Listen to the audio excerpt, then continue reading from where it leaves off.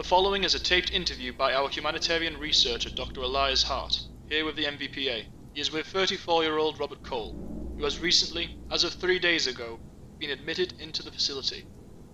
Robert was found by our holidaymaker, lying face down in the sand unconscious, just on the coastline of Cullercoats Bay Beach at 8 o'clock that morning. After much hesitance, Mr. Cole has finally agreed to share what he encountered that harrowing evening. You are listening to The Omen in the Sky, an audio fiction story from the world of The Psych, starring Ash Sharp as Robert Cole and Rowan Fawn Gray as Dr. Elias Hart. Written by Harvey Lazenby and Rowan Fawn Gray, created by Harvey Lazenby.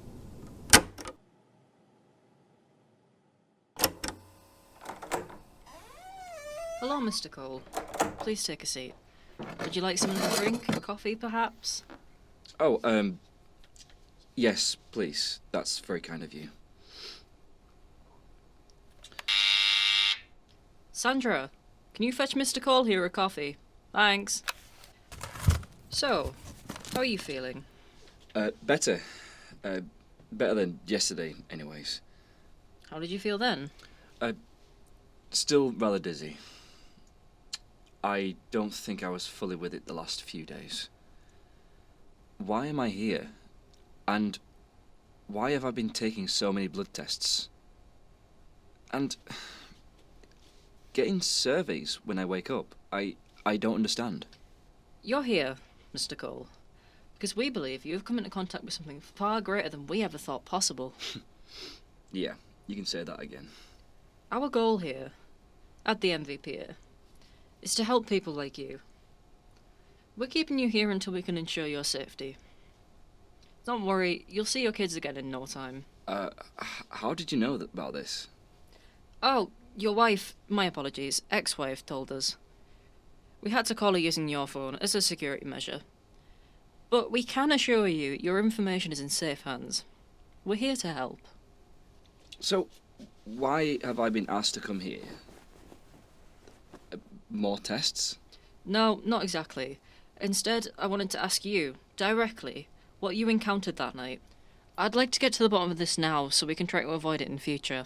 Oh, okay. I understand this is nerve-wracking for you. Don't panic, just try and concentrate. Take your time. You can take 10 minutes, or an hour, it doesn't matter. This is your time.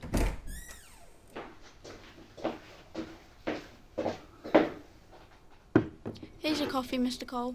Ah, thank you.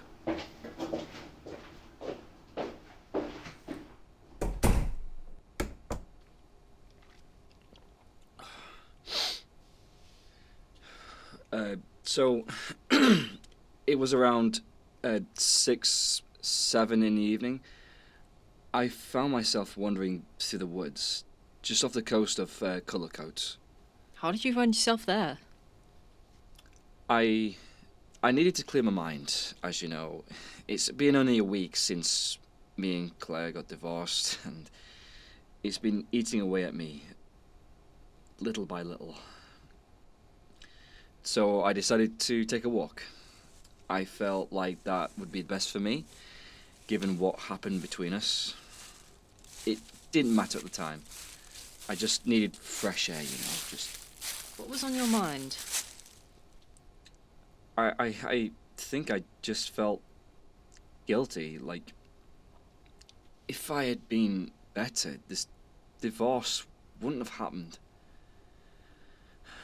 I mean, we had a perfect life until everything just went wrong. So, I wanted to help myself a little. Staying inside was just making me feel sad and pathetic. And I'm happy I did, sorta. As I walked down onto the sand, I was in my own world and nothing could hurt me. It was truly the calmest I've been in weeks. Did you feel, in that moment, like you were untouchable, in a sense? Exactly that. I think my brain just needed it. I've had a history of depression, so I figured I'd try and beat it before it came back in full swing. I sat down on the beach, staring out into the sea. Not thinking about anything, really. I was just living in the moment for once. All I had was the sky, the sea, the sand. Well, at least I did for a while. As I stared out into the open water, I noticed the waves on the horizon were getting stronger, crashing together like you see in those pirate movies. You know, when the storm picks up and everything goes crazy? Well, this was kind of similar. Except it was just the water to start with. Then the sky above turned really cloudy from seemingly out of nowhere. And I'm not joking either, the weather got aggressive in a hurry. No, I believe you. But is it not possible that a storm was due? That doesn't sound too peculiar. See, that's what I thought too, but there was no mention of it on the news, on any of my apps. It said it was a clear night.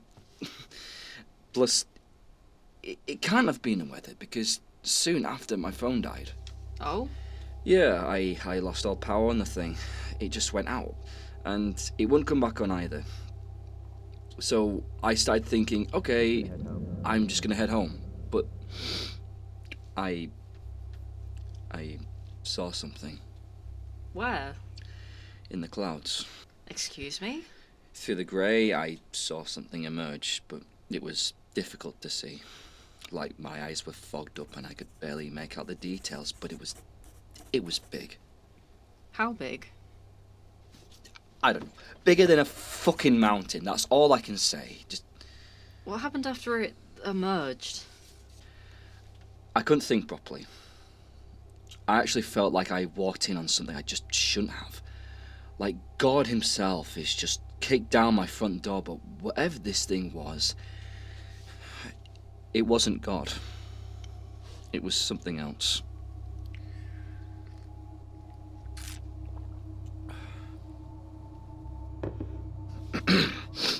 Trying to get a better look through the clouds, I could roughly see the silhouette of a tentacle-looking things worming their way through the mist. They claim the sky as their own. Horrible black serpents slithering across, but then, one by one, I saw several purple eyes light up the sky like the northern lights. It was studying us. It was studying me. I was like a little bacterium under the microscope of this thing. So, what happened next? As soon as I stared into the eyes of it, my brain started telling me such awful things. It's several voices all at once. My family's voices. You're nothing. Drown yourself, they cursed. I wanted it to stop so badly, but I was frozen. I couldn't move. Eventually, those voices of my mother, my children, Claire, became so loud, they were just ricocheting around my skull. But that's not even the worst part. Before I passed out, intermingled with the noise, I heard this other noise.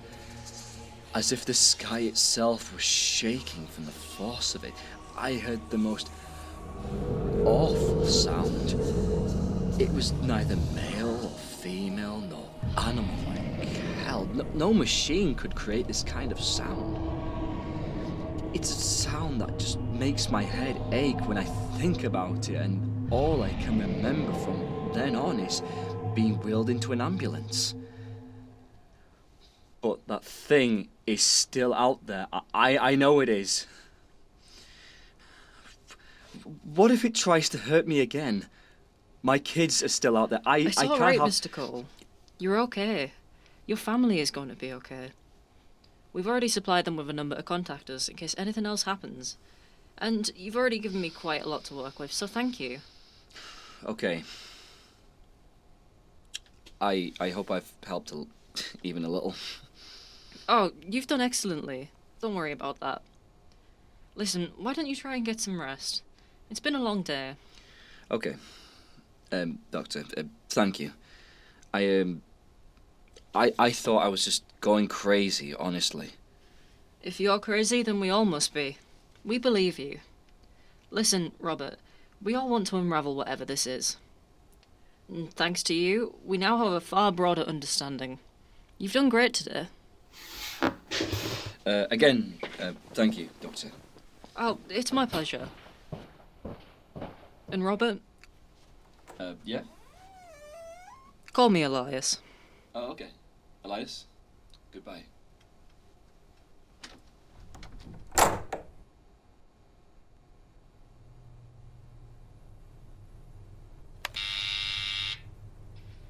Sandra, I don't know. This is way out of our depth. We're dealing with something I don't even think is containable. Or at the very least, escapable. I need time to think. Fuck.